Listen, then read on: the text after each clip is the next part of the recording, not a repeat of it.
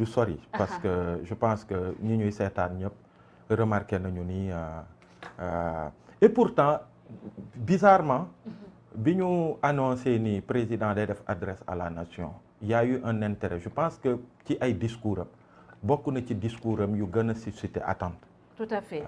Venant des Sénégalais boo comparé sax même aux adresses traditionnelles à la nation. Tout à fait. bii ni bi ñu ko annoncé Sénégalais yi pour la plupart man gis naa ñu ci bëri ñi nga xamante ni ça ne les intéresse pas ils n'écoutent pas les adresses à la nation lépp lu jëm ci politique intéressé wu leen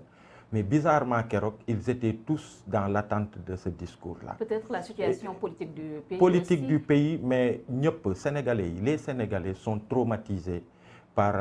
tout ce que les gens ont vécu ci année 2011-2012 bi ci mbirum troisième candidature. La question du troisième Sénégalais yu bëri dañ jàppoon ni comme jóge nañu ci élection législative yi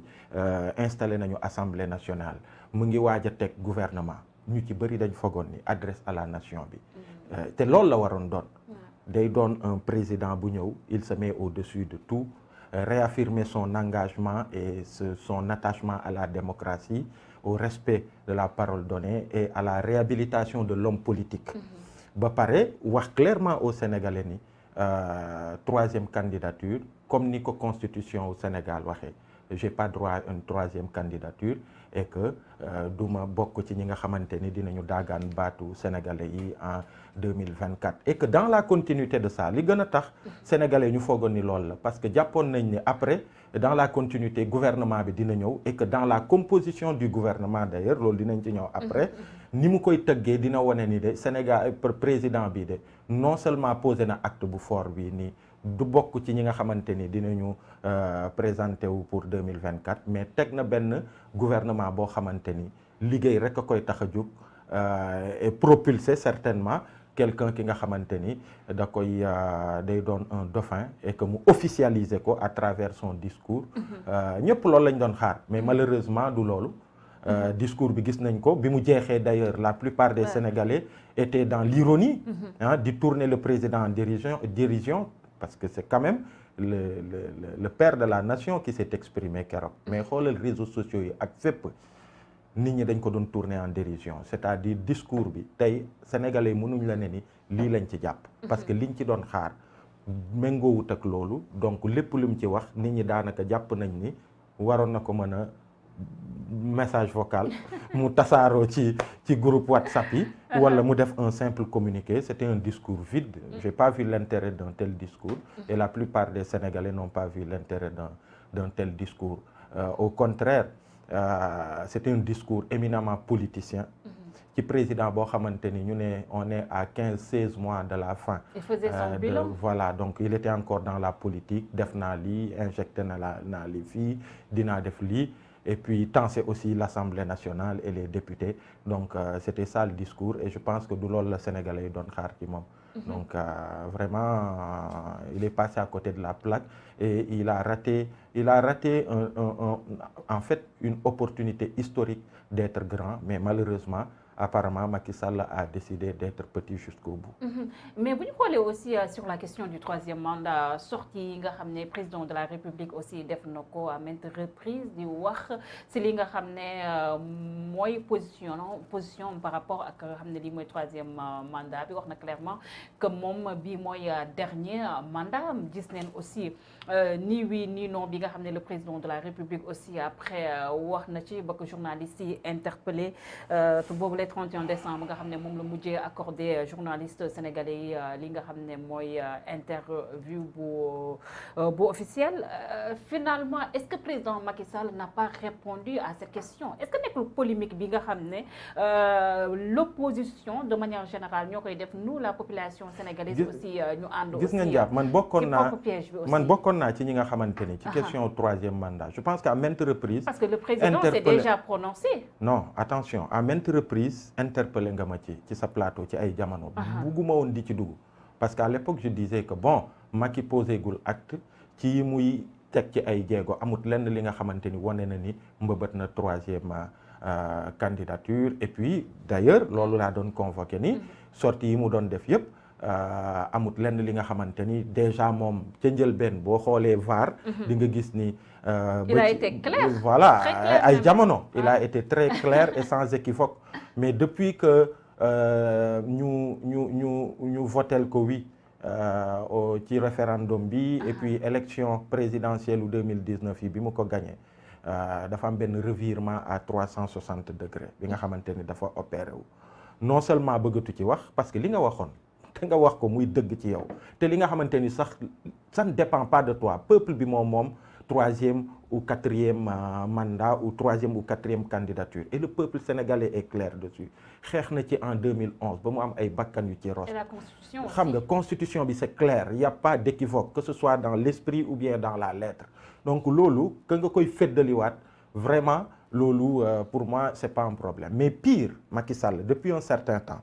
da ngay gis képp ki nga xamante ni ci wetam jàpp na ni li président waxoon loolu mooy dëgg te day continuer di koy wax mooy que il n'a pas droit à une troisième candidature parce que constitution bi permettre ko mu tàmbali képp ku jibal kàddu gu mel noonu rek mu écarté la fa la commencé ñu dem ba mu doon benn psychose kenn sañatu ci wax les hommes les plus libres ñu nekk ci système am amut kenn ku sañati wax ci mbirum troisième candidature ou pas ñu jóge ci loolu njàpp ñuy dox ba ñëw ci au niveau de la CEDEAO et c'est ça qui a commencé ñu ci bëri ñi nga xamante ni daanu ñu wax ci mbirum mandat bi parce que jàppoon nañ ni sax wax ci sax da leen di jox un prétexte pour que débat bi di posé wu alors que ça ne doit pas faire l'objet d'un débat. waaw bu ñu demee ba CEDEAO mu am initiative bu fa jógee pour que problématique u troisième mandat en Afrique que ñu dàkkal ko mu am benn charte bi nga xamante ni bëggoon nañu chef d'État yëpp ñu signé ko Macky Sall ak Alassane Dramane Ouattara doon ñi nga xamante ni ñoom ñoo faagaagal initiative boobu nga xamante ni dafa méngoog dafa recouper avec les aspirations profondes des Africains malheureusement ñu faagaagal ko te gis nga Alassane Dramane Ouattara créé woon na fi benn pseudo dauphin bi kooku génnee àdduna ça a été un prétexte pour lui de s'imposer avec l'aide de la France tey il est en train de dérouler son troisième mandat donc Macky ak Ouattara ñoom ñoo faagaagal ce projet là bi nga xamante ni au niveau africain au niveau de la CEDEAO buñ ko signé woon ñëpp ñu def ci seeni engagement en tant que état mu doon li nga xam dinañ ko régler ñu tegee ko ne le donc loolu mu doon problème ñu jóge ci loolu ñu ñëw ci tout le processus qu'il y a eu dernièrement ba ci bi mujj il y a eu une initiative boo xamante ni ñun bokkuñ ci mais c'est des Africains ñoom ñoo ko jël fii ci Sénégal am na ñi ci bokk ci initiative boobu ku mel ni Alioune Tine ku mel ni ñoom Didier Awadi ñu amaloon fii waxtaan ci problématique u troisième mandat parce que au-delà du Sénégal préoccupation africain yi la parce que lu ñuy tardel la ñu jóge ci waxtaan yooyu ñu bëgg amal benn concert privé boo xamante ni ci benn hôtel de la place da war a am ñu tere leen ko qu'est-ce que ça veut dire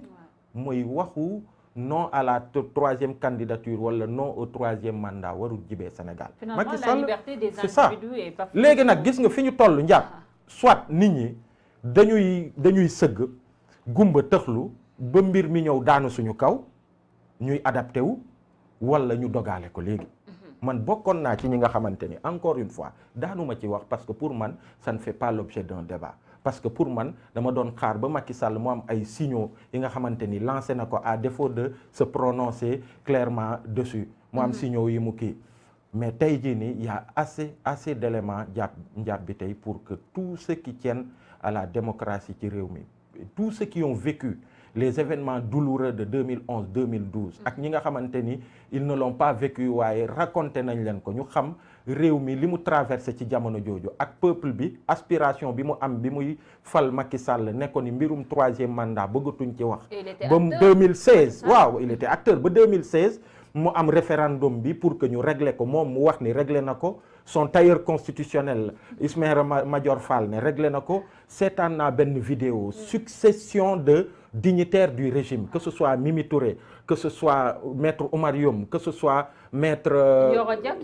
Yoro Dia j'ai posté ça hier que ce soit ñoom ñëpp ñu waxoon ci lu ci leer ñu nekk tey ci situation boo xamante ni nit ñi dañu commencé di rasu ci wax ji et que képp ku wax au-delà même de l'APR maintenant kenn mënul sax tëju ci hôtel wax fa mbirum troisième candidature loolu nag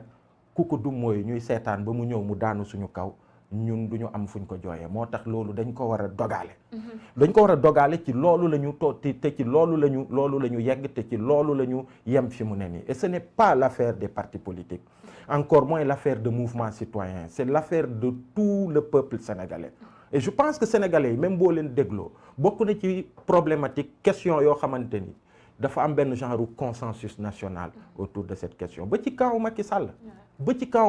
am na ñi nga xamante ni ñu bëri nanguwuñu mbirum troisième candidature. donc il faut que lii ñu dogale ko il faut que les forces se retrouvent pour que mbirum troisième candidature liñ ci dund ci 2011 ñu bañ ko dunduwaat ci 2022 bi parce que 2022 jëm 2023 jëm 2024 parce que ce serait dommage mais Macky Sall nag bu entêté woo nag buggu dugal Sénégal ci jéye googu bugguñu dugal ci pante boobu ci spirale boobu